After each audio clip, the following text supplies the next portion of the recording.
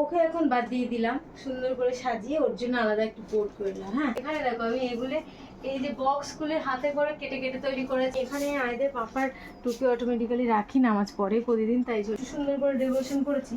এখানে অন্য কিছু ছিল প্রয়োজনীয়, যেটা আয়দের জন্য মিক্সার গ্রাইন্ডার। আসসালামু আলাইকুম, সবাই কেমন আছো? আলহামদুলিল্লাহ আমি অনেক ভালো আছি। দেখতেই পাচ্ছ সুন্দর করে একটি শাড়ি পরে নিয়েছি, মানে আজকে শাড়ি পরলাম ঢং করে। হ্যাঁ, তো ঘরের মধ্যে অনেক কিছু নতুনত্ব তৈরি করেছি আমি নিজে হাতে করে, সুন্দর করে ডেকোরেশন করেছি।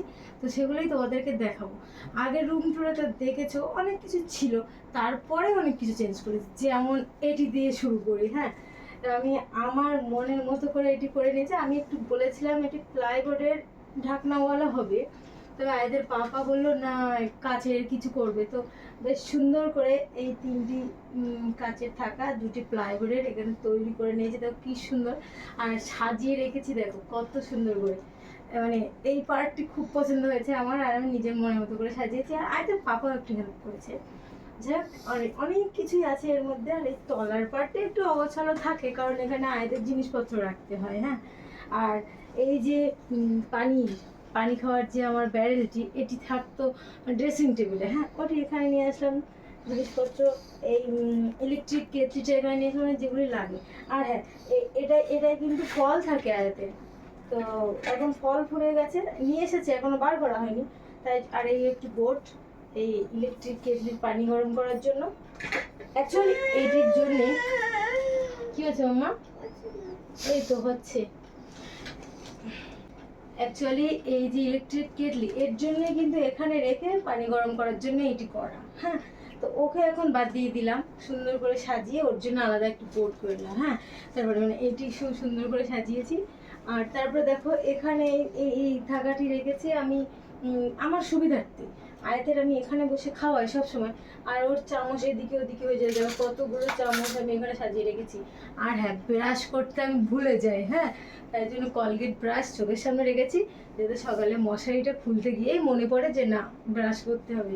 তাই জন্য অনেক সুন্দর করে সেট করেছি।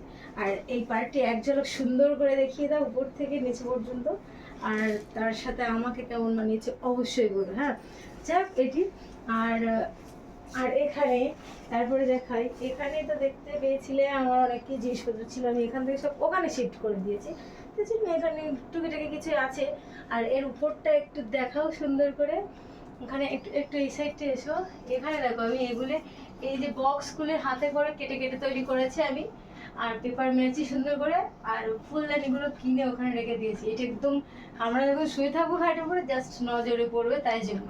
আর এগুলো তো দেখেছিলে, এগুলো ছিল। হ্যাঁ, আর এখানে তো একটা জানালা আছে, পর্দা দেওয়া ছিল না আগের ব্লগে, তো এখন পর্দাটা দিয়ে দিলাম, কারণ আগের ব্লগটি দিনের বেলায় আর এখন রাত্রেবেলা। আর এখানে যা ছিল তাই আছে। আমি এখানে বালিশটি সেট করেছি, এই বালিশটা আমার কোনো কাজেই আসে না, মানে খাটের উপরে, তো এখানে সেট করেছি। আর এটা দেখো এই বক্সটিও আমি তৈরি করেছি হাতে, আর আয়াতের খেলনা রাখার জন্য। অ্যাকচুয়ালি ও খেলা করে ওর রাখার জন্য।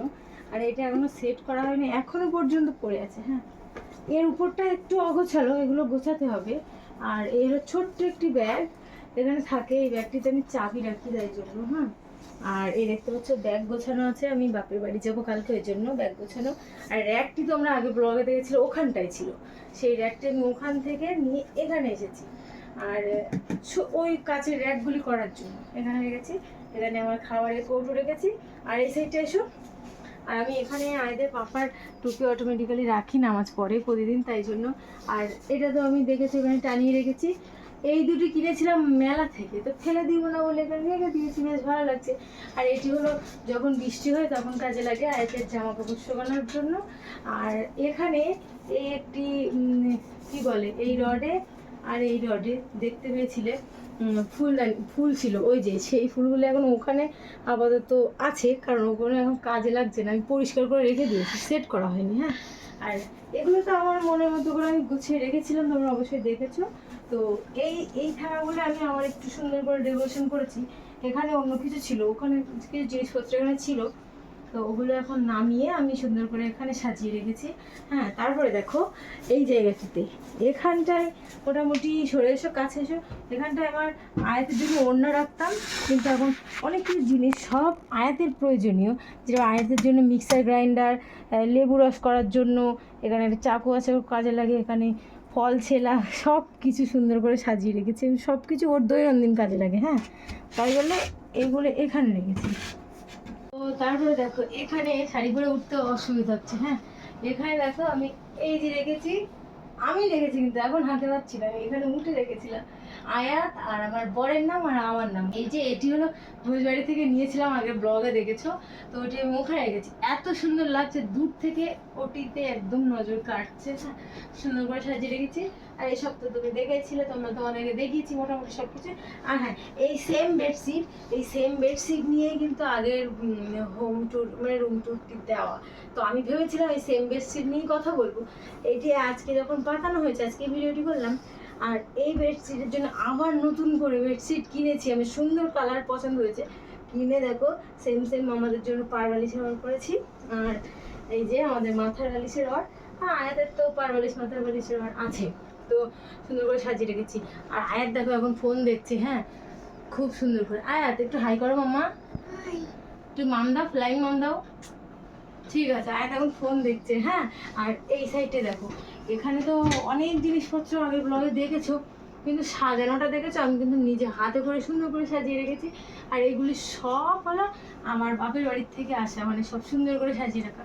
অবশ্য আমার বিয়েতে কোনো স্বাদই হয়নি, ওই জন্য একটু বেশি জিনিসপত্র বানানো হয়নি, আমার বাপের বাড়ি হয়েছিল তখন থেকে দেওয়া। তো সুন্দর করে আমি এখন গুছিয়ে গুছিয়ে রেখে দিয়েছি। হ্যাঁ, তো কেমন লাগলো অবশ্যই জানিও। আর এই পার্টটি আমার বেশি ভালো লাগছে, আর এখানে দাঁড়িয়ে কেমন মানাচ্ছে আমাকে অবশ্যই বলো।